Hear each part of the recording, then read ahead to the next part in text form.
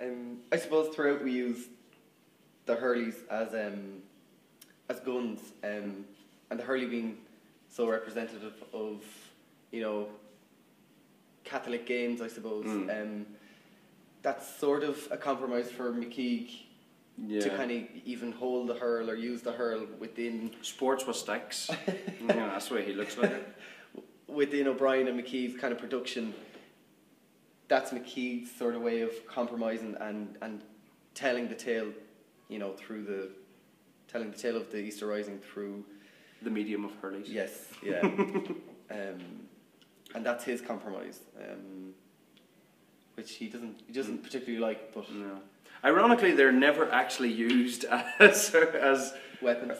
as hurls throughout the whole thing. Although I suppose McKeague's probably tempted to 1 or 2 points. Although he has his baton as well. I've my Orange Order baton as well that I use more often than not as well. Sometimes I use this. Sometimes it's the baton I go for.